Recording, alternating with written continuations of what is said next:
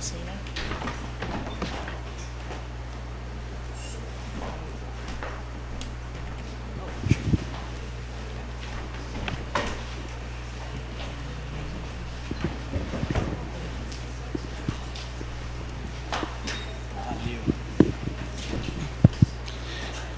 Bom dia, gente. Não vou perguntar se vocês dormiram bem, porque isso não faz parte de retiros, dormir bem, ok? Mas ontem foi um bom dia, não foi, gente? Foi muito bacana o tempo que tivemos aqui. Tudo que fizemos foi muito legal. Tivemos um louvor fantástico, tivemos Deus falando com a gente aqui ontem à noite por meio da palavra dele. Depois a gente teve um tempo de comunhão muito bacana. Eu vi muita gente junta por aí, rindo, brincando, até eu fui lá jogar perfil, ok? Hoje eu quero jogar de novo, mas tem uma regra, a Lauren não pode jogar, tá bom? Essa é a regra, ela vai dormir e aí a gente consegue, todo mundo brinca, né? Porque ela arrebenta nesse jogo. No início do jogo ela falou assim, eu quero jogar perfil porque eu sou muito boa jogando perfil. E não é que ela falou a verdade, gente, ela manda muito bem mesmo. Muito bem, gente, hoje nós vamos continuar falando sobre o amor de Deus. Mas ontem nós falamos sobre a parte final do tema, a ideia do porquê fomos amados. E nós somos no texto mais conhecido da Bíblia, um texto que tem como tema, porque Deus amou o mundo, e nós entendemos o que está envolvido, né, nesse modo como Deus amou o mundo, e o que é a profunda implicação de sermos amados por Deus deste modo, um amor que custou a vida do seu filho. E hoje nós vamos trazer algumas implicações do amor de Cristo, do amor de Deus por nós e como isso deve transformar o modo como amamos, certo? O modo como nós nos tornamos instrumentos deste amor na vida de outras pessoas. Então eu quero convidar você a abrir a sua Bíblia em 1 João. 1 João capítulo 2, versos 7 a 11.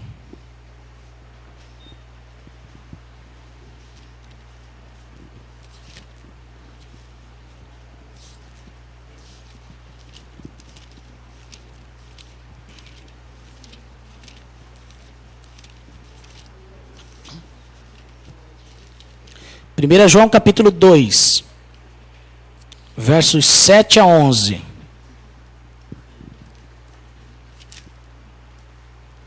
Nossa reflexão nessa manhã vai ser em cima desse trecho das Escrituras, ok? E antes da gente fazer ali a nossa leitura, vamos lembrar, certa vez Jesus foi perguntado sobre qual era o maior mandamento da lei, um texto bastante conhecido também, certo? Qual foi a resposta de Jesus, gente?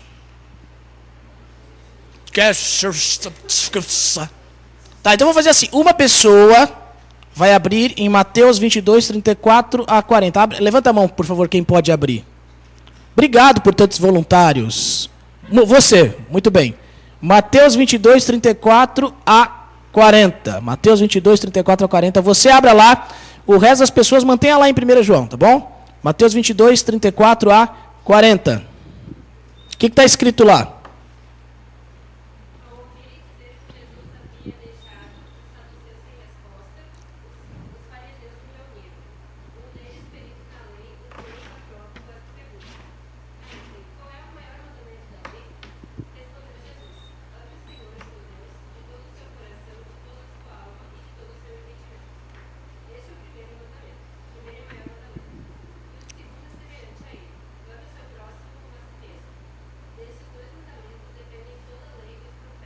Então, saca só, galera, o fariseu chegou para Jesus e falou, Jesus, de toda a lei, e nós temos lá no Antigo Testamento, né, pelo menos 4 livros com lei, certo? Gênesis faz parte daquilo que é considerado lei, mas Gênesis é narrativo.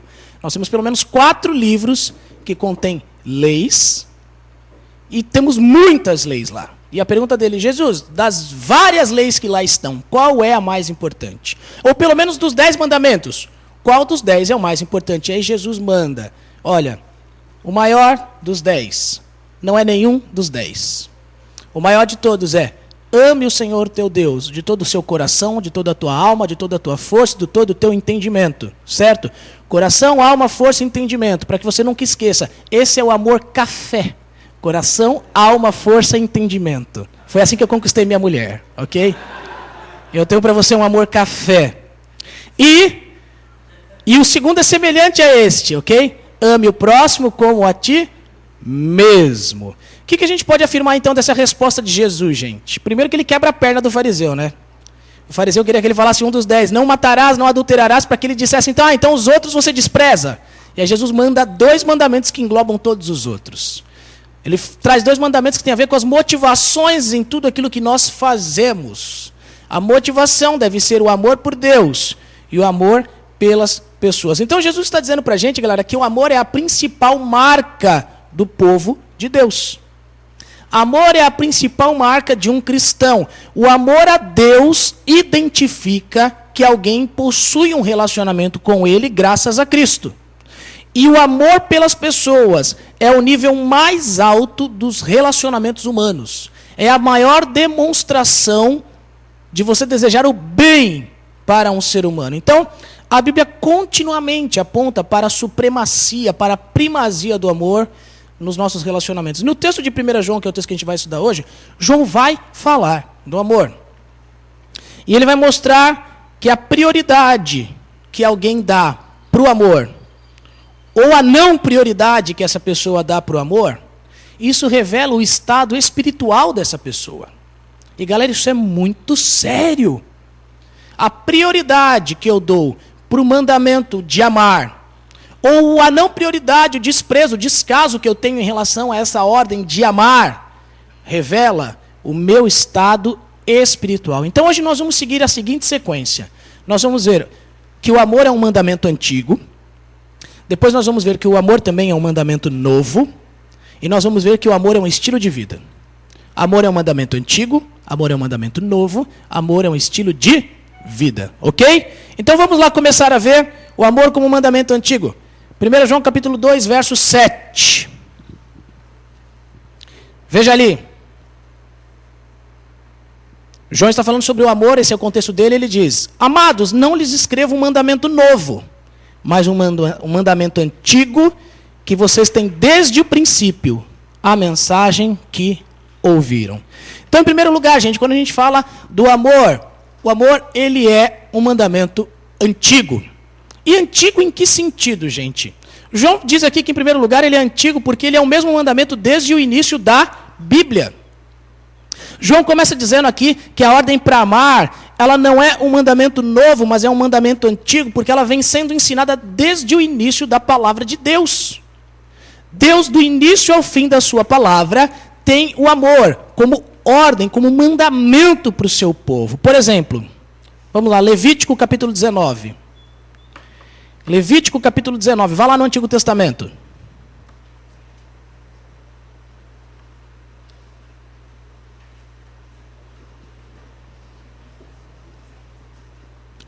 Levítico 19, verso 18.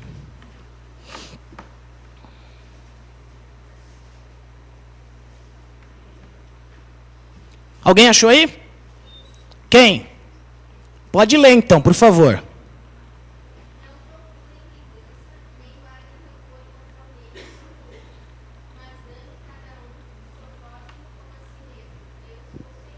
Estão vendo? Essa é uma ordem sobre amar o próximo que está lá em Levítico, um dos primeiros livros escritos da Bíblia. E quando a gente vai para o Novo Testamento, a gente chega lá nos escritos de Paulo. E o apóstolo Paulo repete Levítico em Romanos. Vai lá em Romanos capítulo 13. Todo mundo lá, Romanos 13. Vamos ver dos versos 8 a 10. Outra pessoa leia, por favor. Romanos 13, de 8 a 10.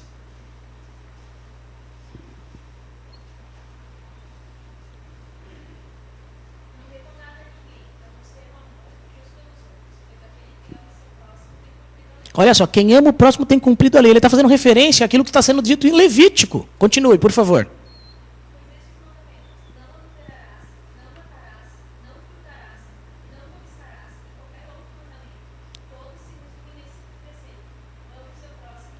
Olha aqui, ele está citando literalmente Levítico 19, 18. E termina, por favor.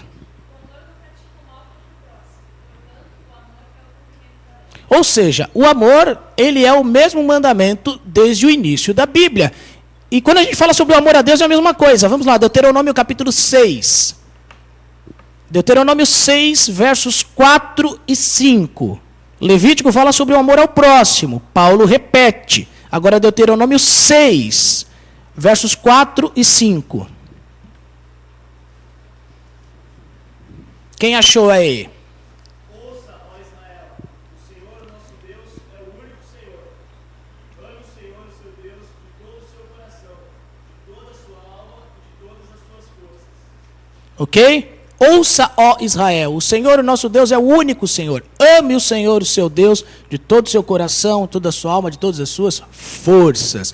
E a gente vai para o Novo Testamento. Alguém abra no Evangelho de Marcos. Marcos, capítulo 12, versos 29 e 30. Marcos 12, 29 e 30.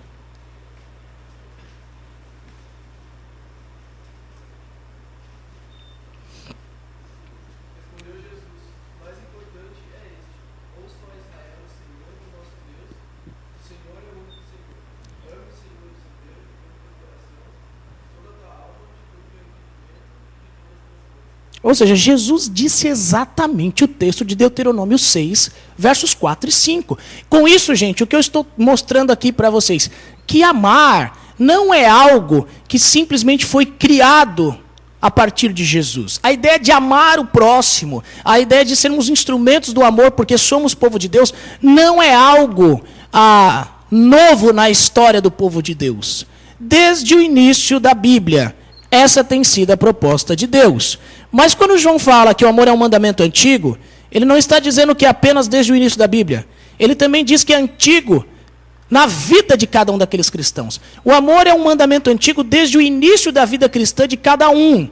João está dizendo para os seus leitores que a ordem que eles deveriam amar a Deus e uns aos outros não é apenas algo que toda a Bíblia ensina, mas é algo que desde o momento em que eles conheceram a fé cristã, eles têm entendido que o amor, desde o início da sua vida cristã, eles têm entendido que o amor é a prática de vida. Ou seja, isso que eles têm recebido desde o início de suas vidas cristãs, isso que João tem ensinado, e que desde o início da Bíblia vem sendo ensinado, isso não é uma invenção recente. Galera, amar o próximo não é invenção do movimento hippie. Não é invenção do Greenpeace. Amar o próximo, galera, isso é a mensagem que desde o Antigo Testamento, o ensino do Antigo Testamento, já vem carregado com esse conceito para o povo de Deus. Quando Jesus veio ao mundo, ele reafirmou tudo isso, ele ensinou tudo isso. E quando nós ouvimos a mensagem do Evangelho, quando nós nos tornamos cristãos, nós compreendemos o amor. Então o amor é antigo, porque desde o início da Bíblia ele vem sendo ensinado. E desde o início da nossa caminhada cristã também. Porque quando nós nos tornamos cristãos, galera, nós nos comprometemos a obedecer à vontade de Deus. E a vontade de Deus é expressa na lei. E a lei é resumida em amar a Deus e amar ao próximo. E Jesus resumiu, reafirmou e exemplificou esse amor durante o seu tempo aqui na terra. Então entenda o que eu estou dizendo.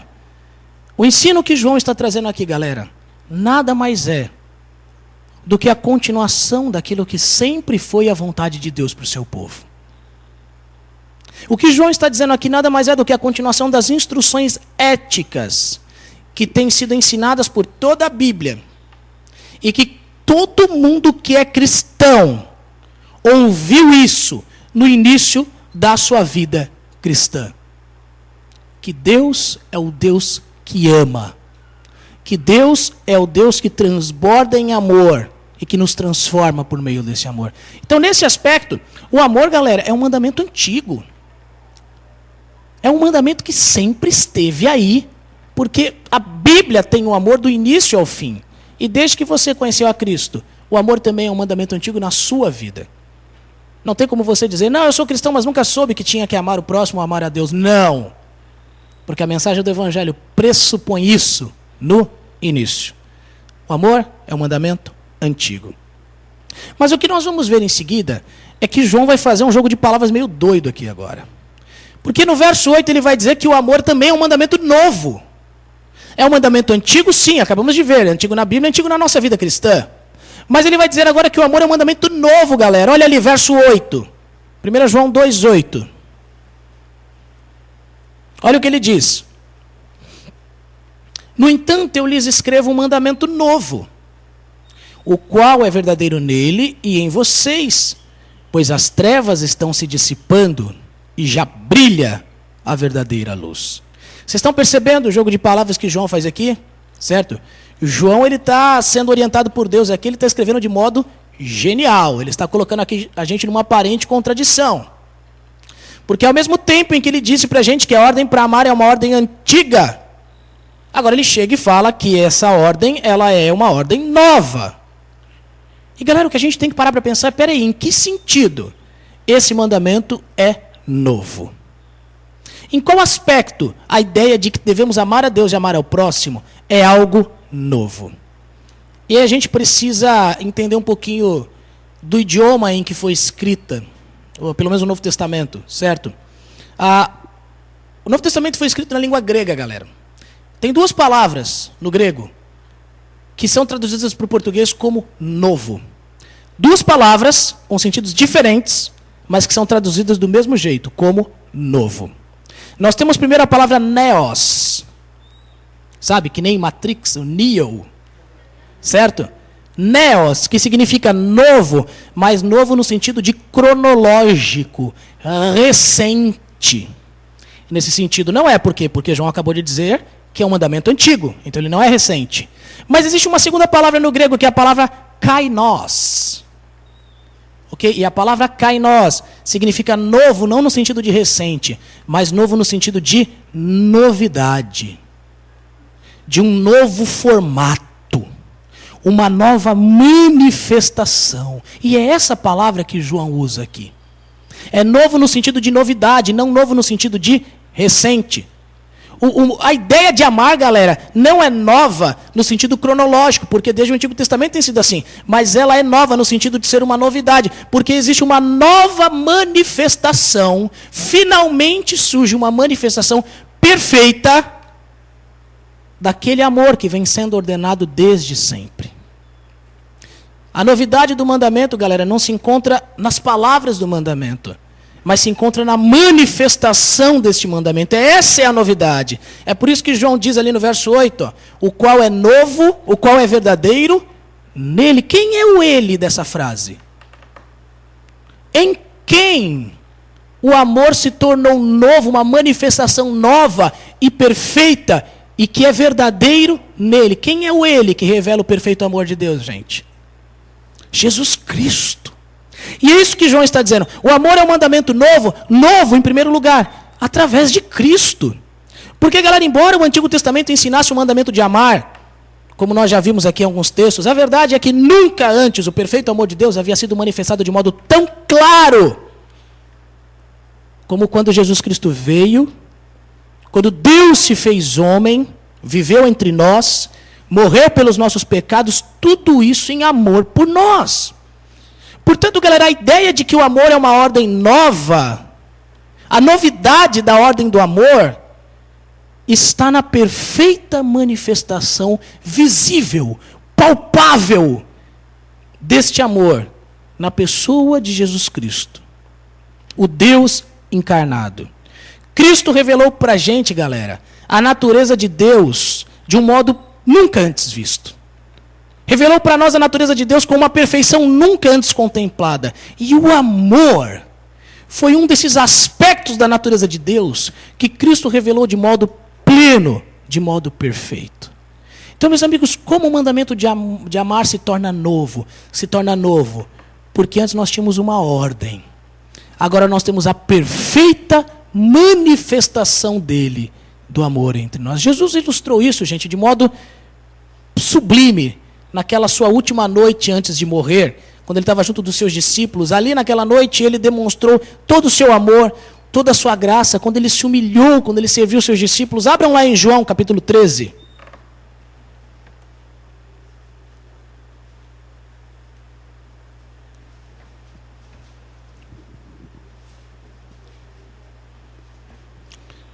João 13, de 1 a 17, ok? Vou pedir para uma pessoa que encontrou, que por favor ponha-se em pé e leia. João 13, de 1 a 17.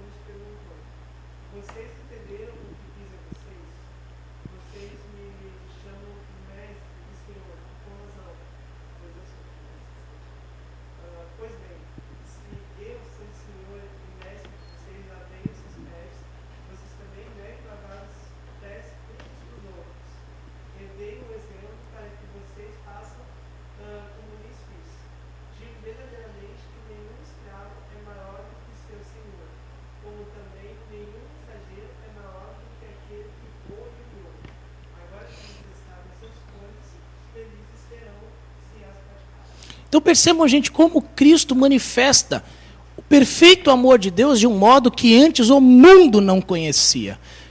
Gente, esse episódio aqui com Cristo, ele é a quebra de um paradigma tremendo na história do mundo. Na história do mundo, quem é que servia? Eram os menores.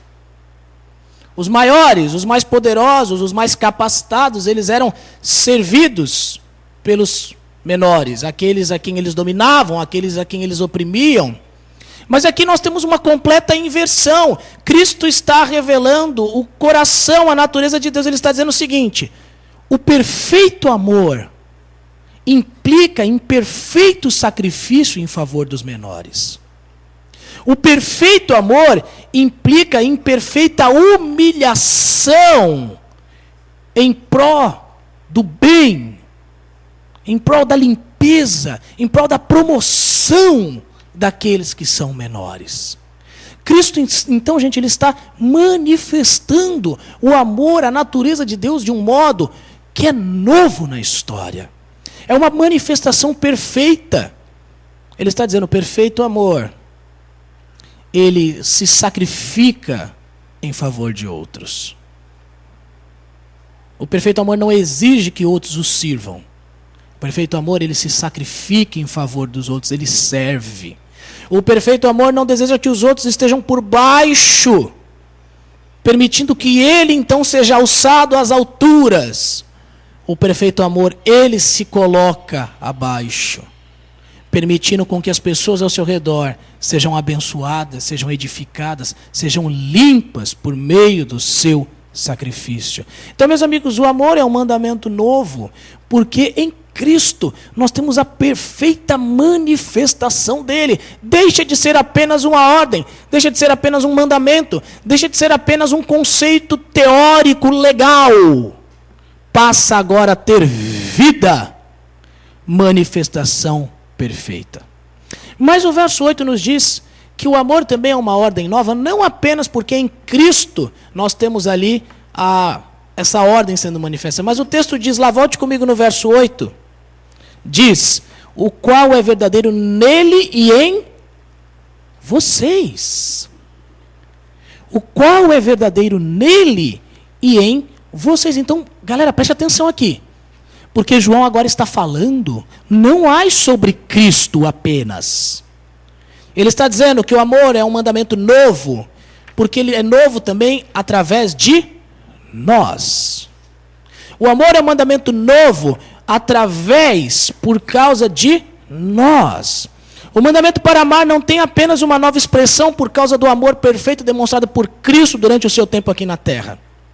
Mas ele também é novo, porque agora nós temos a inédita possibilidade de demonstrarmos esse amor através das nossas vidas, galera.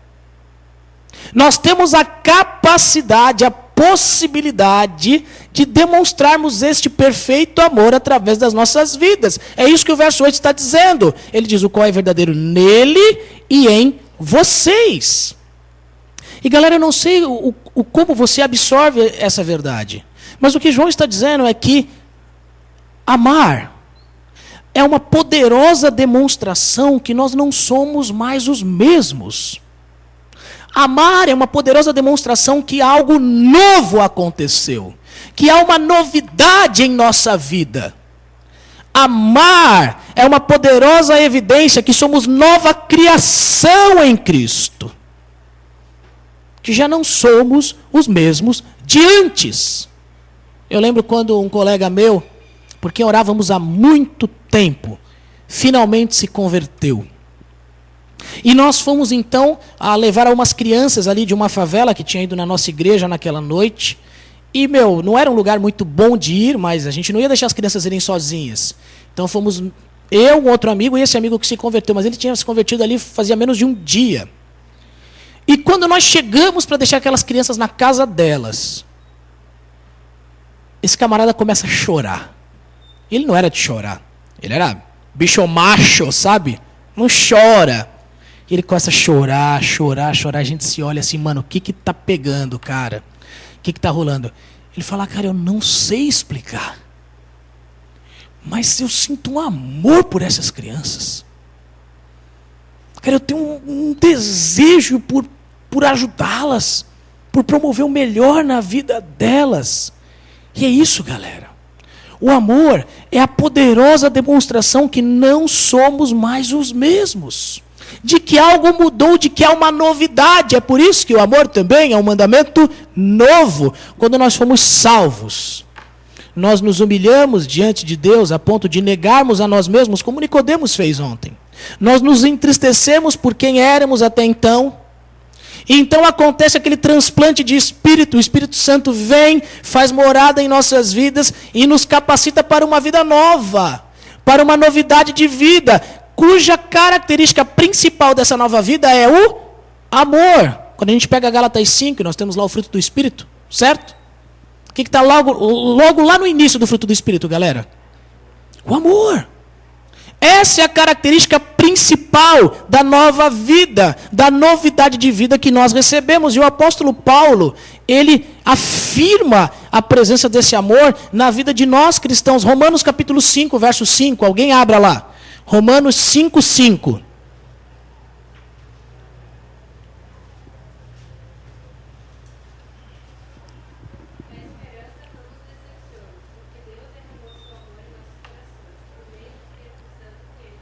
Galera, olha que texto sensacional. Porque Deus derramou seu amor em nossos corações. Então entenda, galera. Ninguém é capaz de amar com o amor de Deus. Ninguém é capaz de amar segundo o perfeito amor de Deus por si só. Sim, nem Madre Teresa é capaz de amar segundo o amor de Deus por si só. Ninguém é capaz. Deus precisa derramar o seu amor em nossos corações por meio do Espírito que Ele nos transplantou, que Ele nos concedeu. Galera, quando nós nos tornamos cristãos, esse Espírito veio morar em nós. Existe algo novo agora em nós. E nós podemos ser essa novidade. Nós podemos então demonstrar o amor de Deus, não porque nós sejamos capazes de amar como Ele por nós mesmos, mas porque Ele derramou o seu Espírito em nós. E Ele agora nos permite amar segundo o seu amor. Galera, esse novo tipo de amor, que apenas nós que temos o Espírito de Deus podemos demonstrar nesse mundo, esse novo tipo de amor, só é possível porque olha como é que o verso 8 termina. Volte lá, 1 João. O texto termina dizendo assim, ó, porque as trevas estão se dissipando e já brilha a verdadeira luz. Galera, entenda o seguinte. Jesus Cristo, ele é a verdadeira luz. Eu sou a luz do mundo. Quando ele veio, ele inaugurou o seu reino de luz. Né? A Bíblia diz que ele nos tirou do reino das trevas e nos levou para o seu reino de luz. Isso significa, meus amigos, que Cristo já está, de certo modo, brilhando. Ele é a luz do mundo, nos levou para o seu reino de luz, e ele diz que nós também somos a luz do mundo. Com o início do reinado luminoso de Cristo, o que nós sabemos é que a verdadeira luz começou a brilhar neste mundo. Um mundo tomado por trevas, um mundo que jaz no maligno, mas então a luz começou a brilhar. E sabe o que a luz faz com as trevas? Você que tem medo do escuro sabe, né, querido? Dorme com a luz acesa, porque a luz, ela destrói as trevas. E é isso que está sendo dito aqui. Até então, vivenciar esse tipo de amor era algo impossível num mundo tomado por trevas. Não havia luz que vencesse trevas neste mundo. Tem dúvidas? Olha para a época de Noé. Olha para a época dos juízes. Olha para a época do povo de Israel no deserto. Olha para o período dos reis. Não havia luz que vencesse o domínio das trevas, um mundo violento, sem amor, sem sacrifício em função dos outros. Mas então Cristo veio e a luz dele começa a brilhar. E ele nos tira das trevas e nos traz para a luz e diz também, vocês são a luz do mundo. E galera, o momento atual é esse. Nós vivemos num mundo onde a luz, ela coexiste com as trevas. Mas creiam nisso, jovens. A luz de Cristo permanece brilhando. A luz de Cristo vai brilhar cada vez mais, irá gradativamente dissipar as trevas, até que chegará um dia em que só haverá luz por toda a eternidade.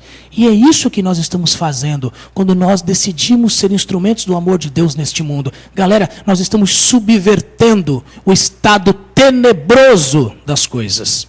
Nós estamos irradiando uma luz que é completamente nova para a existência humana.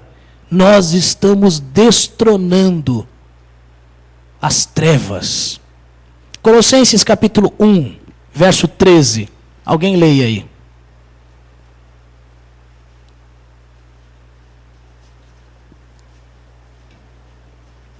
Ele nos libertou do império das trevas e nos transportou para o reino do seu Filho, do seu amor. Ok? E esse, galera, é o seu reino de luz. Estávamos nas trevas e fomos para o reino do Filho do seu amor. E por meio do amor nós fazemos parte desse reino de luz. Galera, é por isso que esse novo mandamento precisa ser uma realidade em nossas vidas. É por isso que amar não deve ser algo opcional na vida do cristão. Porque é o modo como nós vamos subverter a estrutura das coisas.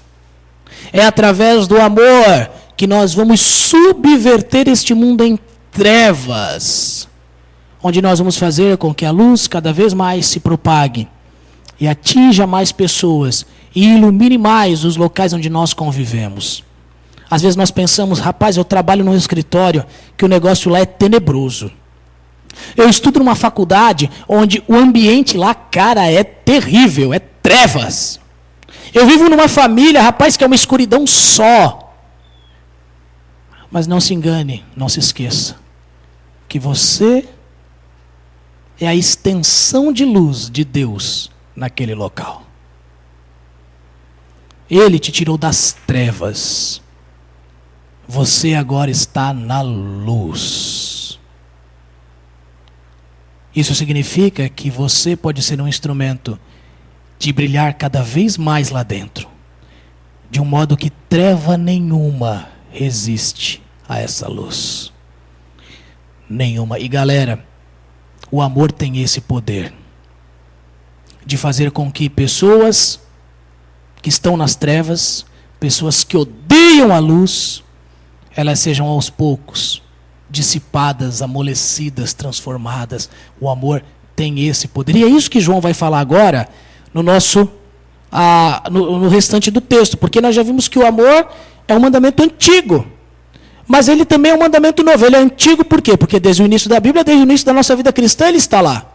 Mas ele é novo por dois motivos também. É novo porque Cristo mostra ele de modo perfeito, e é novo porque nós também podemos reproduzir esse amor perfeito, porque o Espírito foi colocado em nossos corações. E agora João vai mostrar para a gente, nos versos 9 a 11, como é que esse amor deve ser um estilo de vida em cada um de nós, galera. O amor como um estilo de vida. Olha ali, versos 9 a 11. Alguém leia, por favor. 1 João 2, de 9 a 11.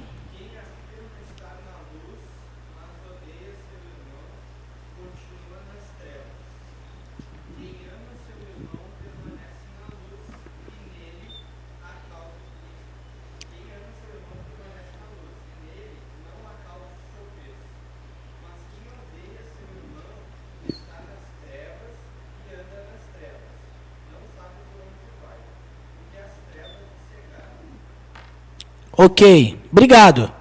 Galera, o que João vai descrever aqui pra gente é o amor como um estilo de vida. O que João vai dizer aqui pra gente é que a presença deste amor perfeito, deste amor segundo Cristo na vida de alguém, é um claro indicativo de que naquela vida houve transformação, houve salvação, de que aquela vida desfruta de vida eterna. E o que João faz aqui, gente, é aquilo que todo pastor gosta. Por quê? Porque ele traz todas as aplicações do texto de uma vez aqui. O pastor não tem nem o trabalho de dizer, olha só como é que a gente pode vivenciar isso, porque ele já faz isso. Ele traz a aplicação prática desse amor na vida dos cristãos. Então vejam, meus amigos, como é que o amor, esse amor que sempre foi mandamento na Bíblia, ele é antigo, mas que ele se torna novidade através da perfeita manifestação de Cristo e a possibilidade de também demonstrarmos, como é que esse amor vai se tornar um estilo de vida para cada um de nós. Porque somos luz, não somos trevas, e podemos ser instrumentos de dissipar as trevas. Como é que isso vai se tornar um estilo de vida? Em primeiro lugar, João vai falar que isso deve ser um estilo de vida no meu relacionamento com os meus irmãos na fé. Versos 9 e 11, ele fala muito sobre isso, sobre a ideia de amar o irmão ou odiar o irmão. E galera, preste atenção aqui em mim. É possível, para não dizer que é certo, é possível que haja aqui neste grupo pessoas que, por mais que digam que amam a Deus e que têm por Deus um amor tremendo, mas no seu íntimo odeiam o seu irmão. Eu não preciso conhecer a galera da Conde, eu conheço a galera da minha igreja, eu sei que crente é tudo igual em qualquer lugar, ok? É possível que haja aqui gente que acha, que está benzaço com Deus, mas não pode ver o irmãozinho na frente, né? Que o que puder fazer para acabar com aquela desgraçada eu faço, certo? O que eu puder fazer para queimar o filme daquele jumento eu faço. E galera, o que João está dizendo aqui para a gente é que é uma arrogância sem sentido. É um absurdo tremendo alguém dizer que está na luz se essa pessoa odeia o seu irmão. Se ela não ama o seu irmão em Cristo com o amor que apenas Deus é capaz de fazer alguém amar.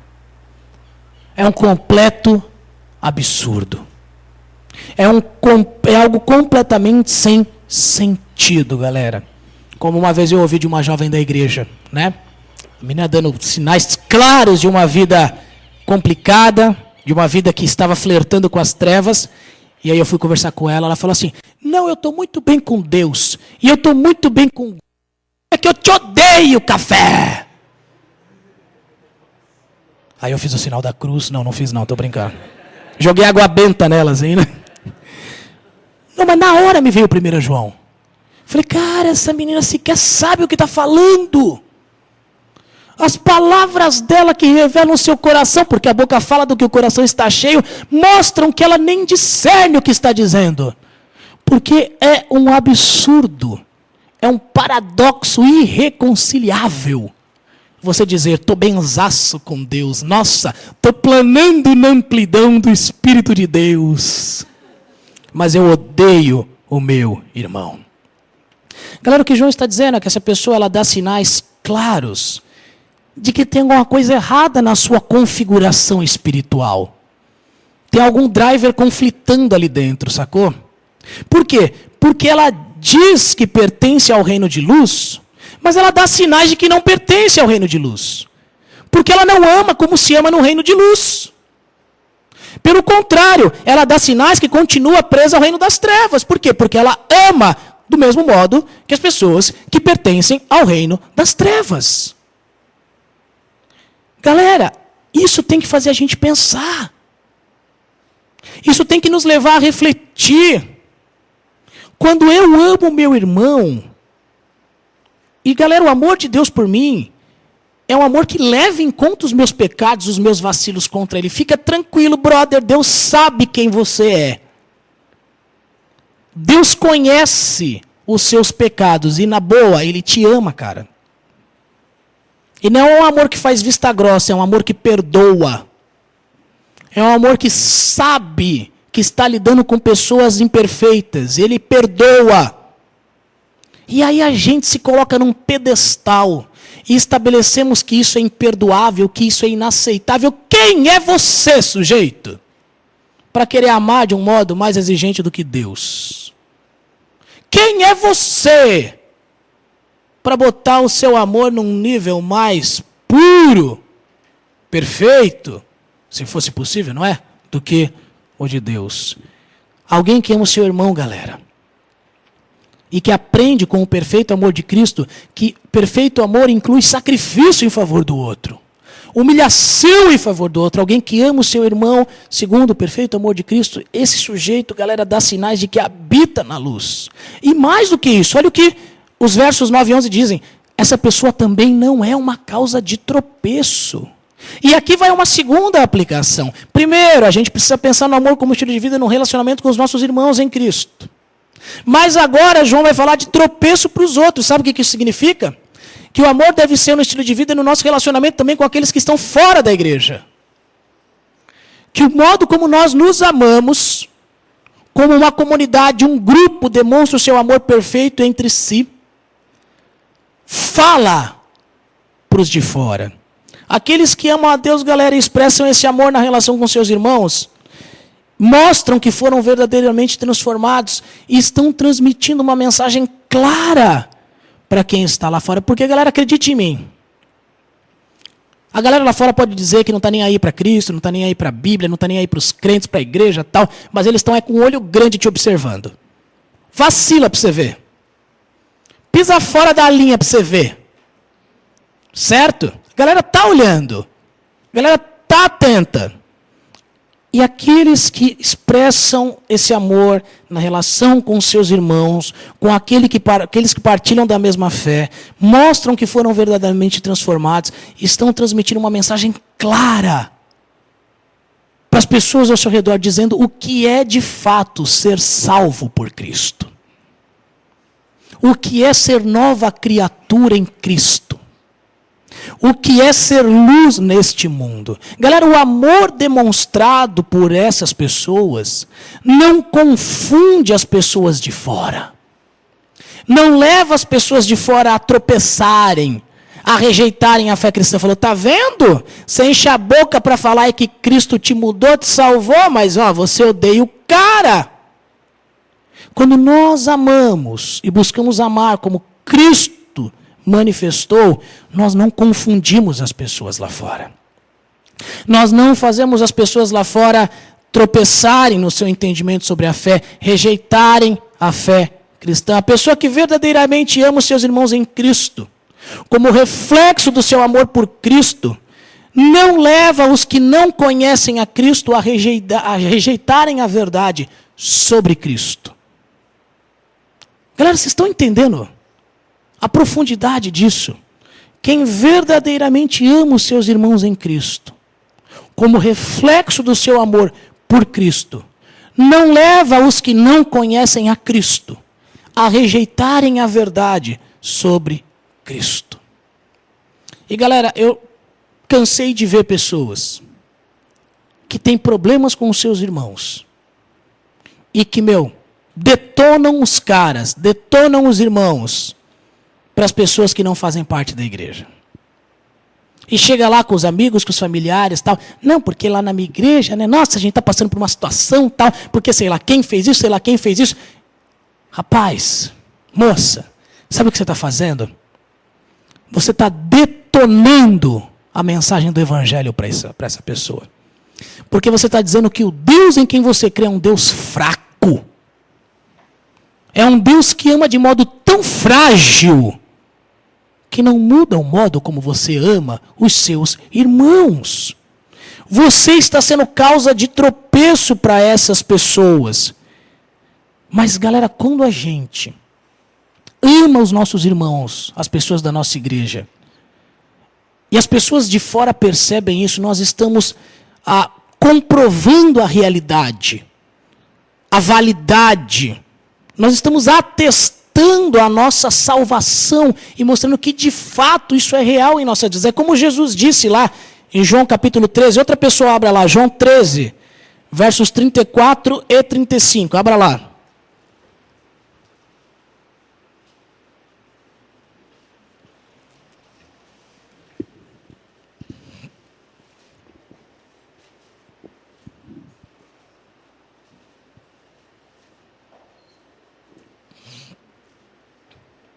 João 13, 34 e 35. Quem vai ler?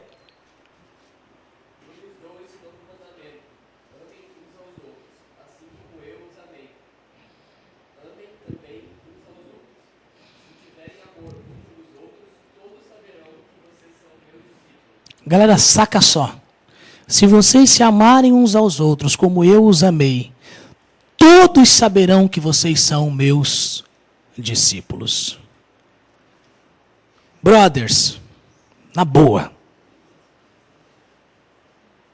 Não tem instrumento de evangelização mais eficaz neste mundo do que a percepção pelos de fora de que o tipo de amor que existe dentro de uma comunidade é um amor que não faz parte deste mundo. É um amor que não se encontra nas trevas. É um amor que só quem está na luz pode desfrutar. Não existe instrumento mais poderoso de evangelização.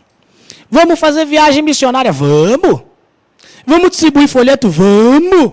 Vamos fazer culto evangelístico? Vamos! Mas não tem nada mais poderoso para evangelização, galera, do que alguém pisar no meio de vocês. De que alguém ouvir da sua boca aquilo que você diz sobre o grupo. E perceber que aquilo que vocês vivem ali, que o tipo de amor, o tipo de perdão, o tipo de apoio mútuo, o tipo de cumplicidade, o tipo de amizade, o tipo de risada que vocês dão juntos, é algo que não existe neste mundo. E galera, ninguém consegue nos superar nisso. Às vezes eu vejo alguns ministérios de juventude, graças a Deus eu tenho podido conhecer alguns, e os caras, querem atrair a galera lá de fora, sendo ultra revolucionário, sacou? Tipo, meu pastor é quase um Che Guevara, assim, o cara quer, acabar com tudo, revolucionar, mudar, tal, né? Aí os caras vão, bota trapezista, show pirotécnico, né? Pinta a igreja toda com luz negra, tal. Uma vez eu fui num congresso, esse congresso foi doido, doido, no mau sentido, claro, né?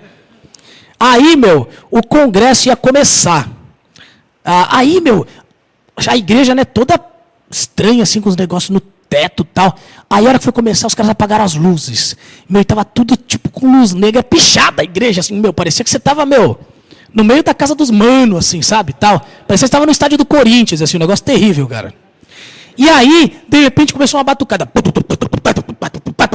E entrou a galera, assim, mano, vestida com os negócios que brilhavam lá na luz negra. A galera dançando. Eu falei, nossa, isso aqui é o candomblé, não é possível, mano. Mano, e a galera olhando assim, aí eu me matando de rir, né? Só que assim, por dentro, eu não podia rir, porque eu ia pregar. Imagina, o cara acaba com o congresso. Aí, a hora que acabou a batucada, o pessoal fez assim, cruzou os braços e deu um grito. Ah! Falei, nossa, mano, agora que o inferno se abre, ele vem, cara. E galera, na boa, foi uma tosqueira só. Porque se eu quisesse ver batucada, se eu quisesse ver pirotecnia, se eu quisesse ver meu pichação, na boa, eu ia em algum festival de música aí, cara, num Planeta Atlântida da vida, num Skull Beats, na moral. Os caras botam qualquer um de nós, das nossas igrejas, no chinelo nisso. Mas ninguém nos supera quando o assunto é amor neste mundo. Ninguém nos supera. Ninguém faz melhor. Ninguém evidencia esse amor perfeito de Deus neste mundo. Carente em trevas, um mundo que não sabe o que é ser amado. Ninguém evidencia isso melhor do que a gente, galera. E sabe o que eu estou fazendo? Quando eu estou comunicando ódio, rancor, intriga, fofoca para as pessoas que estão fora, estão nas trevas. E eu estou falando tudo isso sobre as pessoas da minha igreja. Eu estou causando tropeço. Eu estou confundindo. Eu estou fazendo com que as pessoas pensem, de fato, este mundo não tem esperança mesmo, né? Porque nem na tua igreja é diferente. Nem lá as coisas funcionam, então não tem mesmo esperança neste mundo. Então, galera, o segundo aspecto em que João diz que o amor deve ser um estilo de vida é na nossa relação com os de fora. Quando nós vivemos tendo o amor como base das nossas relações, nós estamos comunicando para eles que sim, o Evangelho de Cristo é real, transforma, faz com que nós amemos de um jeito novo. Mas o terceiro e último aspecto em que João diz que o amor deve ser um estilo de vida é naquilo que eu vou chamar na relação comigo mesmo. O amor ele deve ser um estilo de vida na minha autoavaliação. Na relação comigo mesmo. Porque, gente, alguém lia de novo os versos 9 a 11?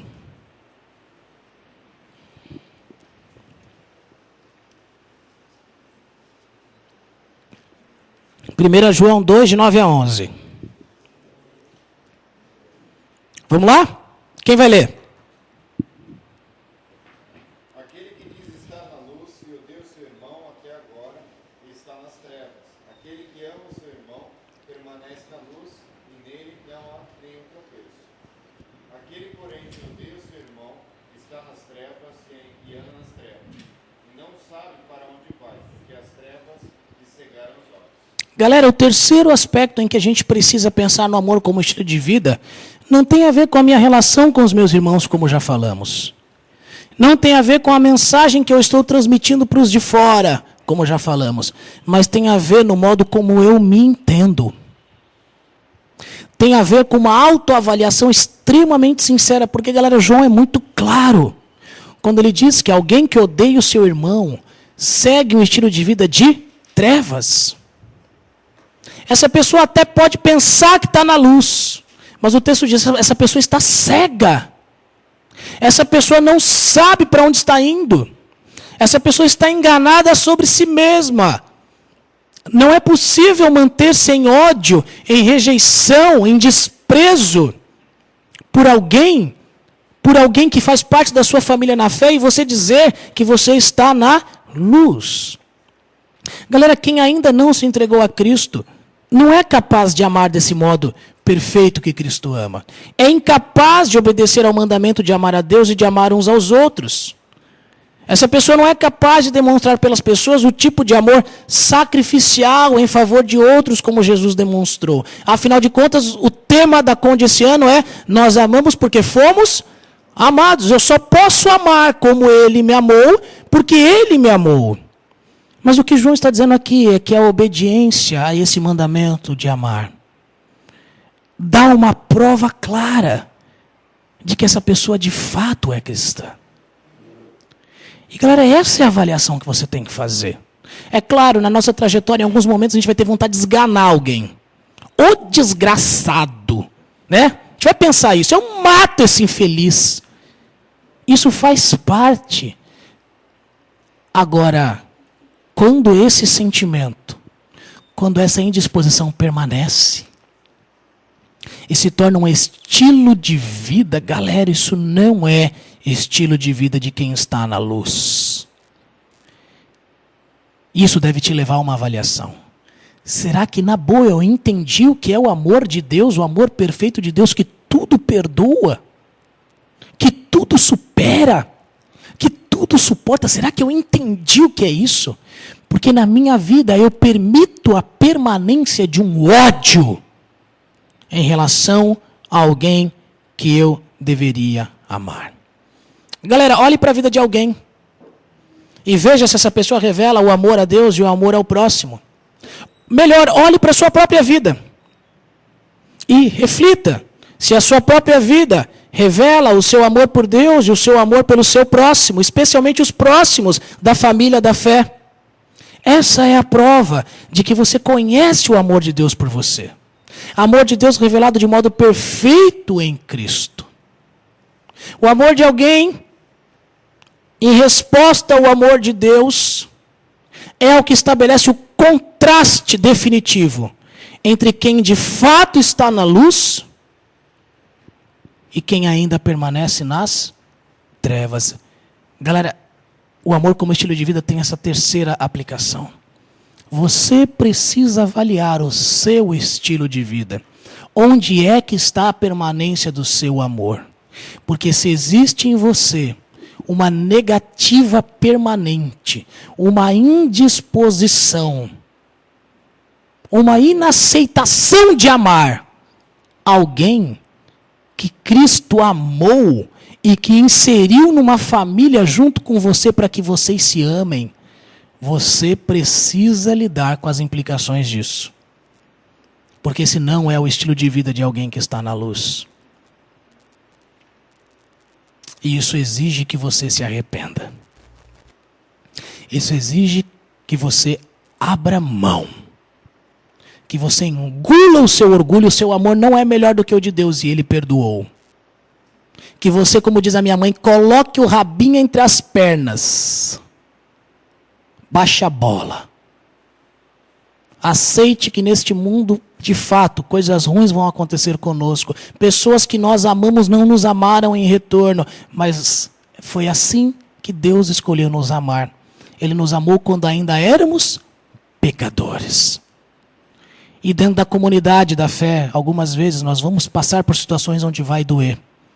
Mas o meu papel, a minha disposição é amar em retorno. Amor perfeito se revela em perfeito sacrifício em favor do outro, em perfeita humilhação em favor do outro.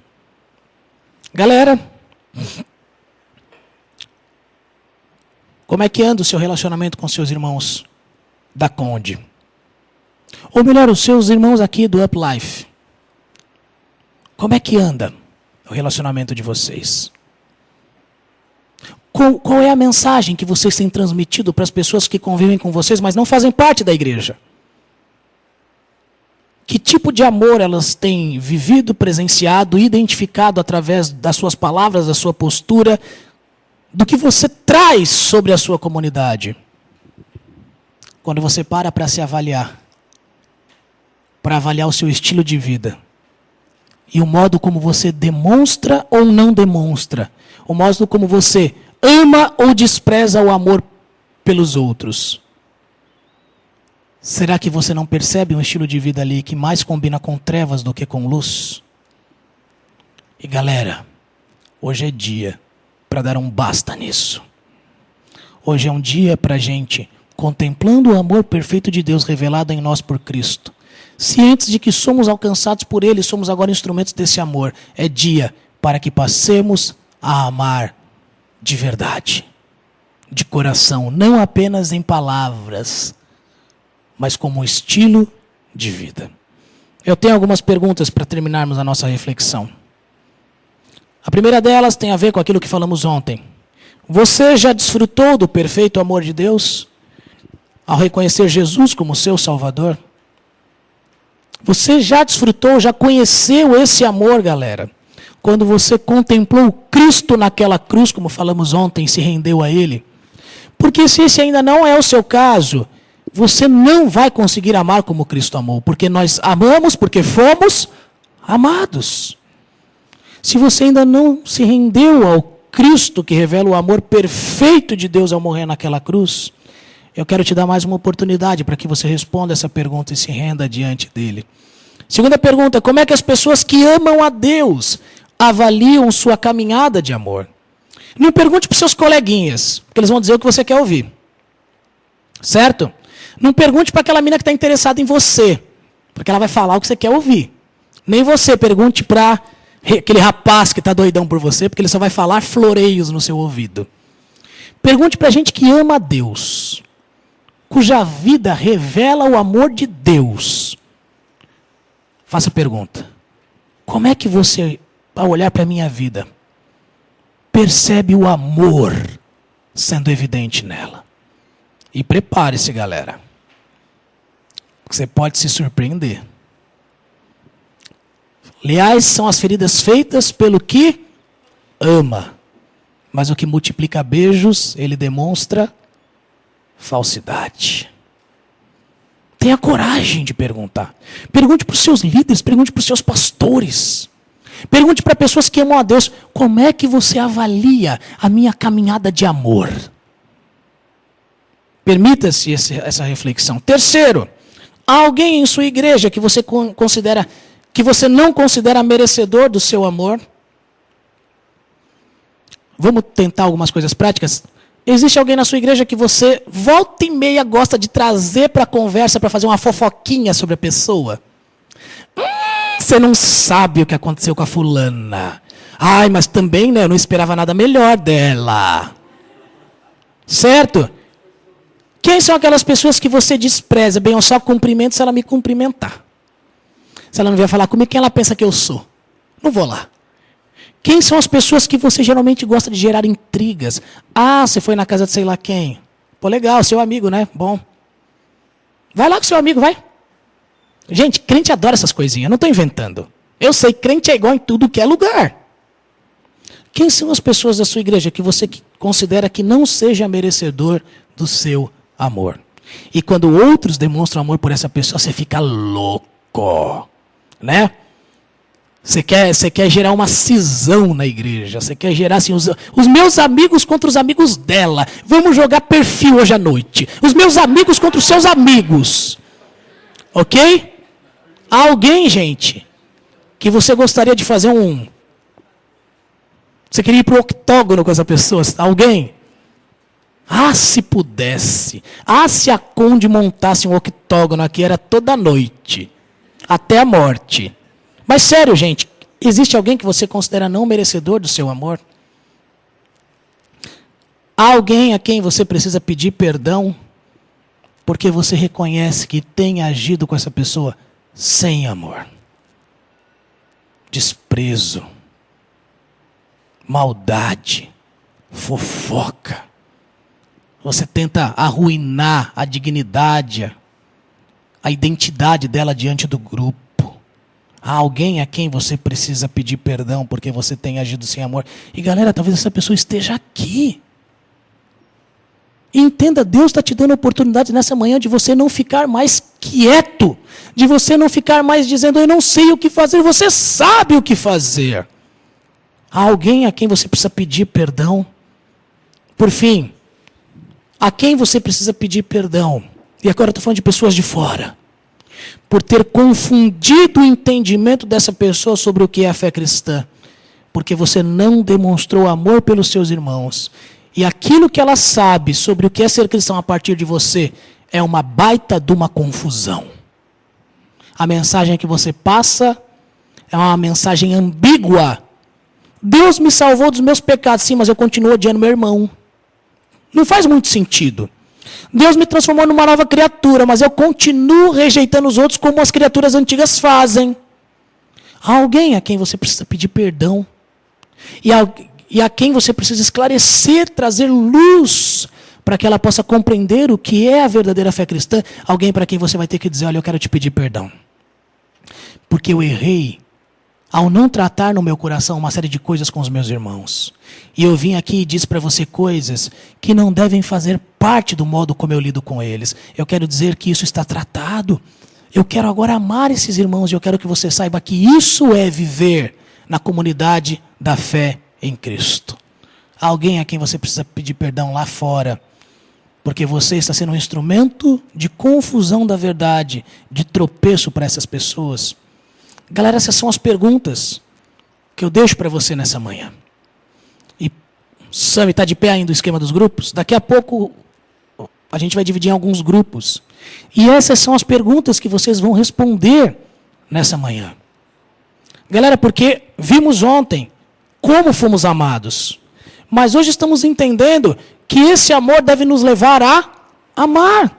Essa sempre foi a vontade de Deus, é um mandamento antigo. E ganha novidade, porque Cristo nos revela de modo perfeito como amar, como sermos instrumentos de amor e nos capacita por meio do Espírito a isso. E agora chega a hora de nós começarmos a amar. E o amor começa pelo povo de Deus.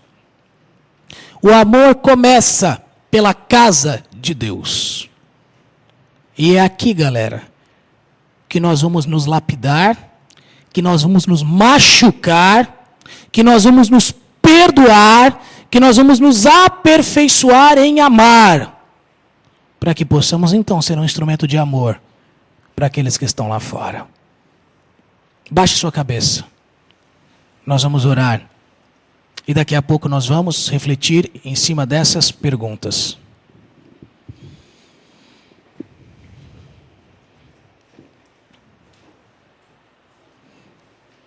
A galera da banda pode vir, mas você que está aí sentado, vamos refletir rapidinho. Eu vou orar para a gente poder encerrar aqui.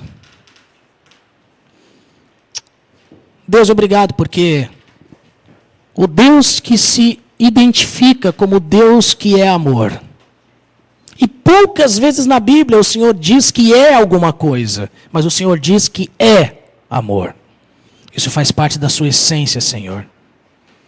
E desde o início da nossa história, desde o início da Tua palavra, desde o início da nossa nova caminhada em Cristo, nós sabemos que o amor faz parte da Tua essência, dos Teus propósitos para nós. E Deus, nessa manhã, o Senhor, por meio da Tua palavra, deixou isso muito claro para nós. Que isso não é opcional. E que em Cristo, e graças a Ele, nós temos agora a perfeita manifestação desse amor e temos também a capacitação para que sejamos instrumentos deste amor.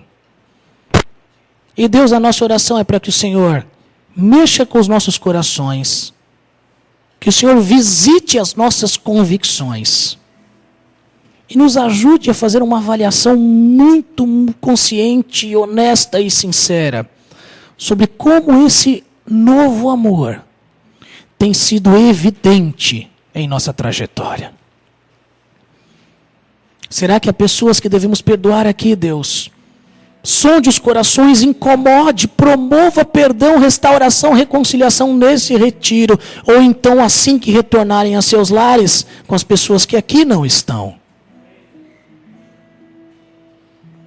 Se é necessário que se peça perdão para aquelas pessoas que estão lá fora, mas que nós não temos sido instrumentos de luz, mas de confusão e de trevas nas vidas delas, Deus, que nós saiamos daqui dispostos a amar como o Senhor ama, a pedirmos perdão pela confusão que geramos e a mostrar para essas pessoas o que de fato é o amor que só o Senhor permite que tenhamos. Deus, o amor começa pelo teu povo, pela tua casa. Aqueles que podem amar porque foram amados, é deles a responsabilidade principal de realinharem seus corações para amarem como o Senhor os amou. E que possa começar aqui, nesse grupo, nessa comunidade, nessa família. E que a partir daqui, o amor que é evidenciado possa falar alto neste mundo em trevas. Faça a luz do amor desse grupo brilhar, para que as trevas se dissipem por onde quer que eles estejam. Oramos, pedindo que o Senhor finque raízes desta mensagem em nosso coração, para que sejamos instrumentos do teu amor. E em nome daquele que revelou o perfeito amor por nós na cruz, morrendo para que possamos ser instrumentos do amor dele. É em nome dele que nós oramos. Amém.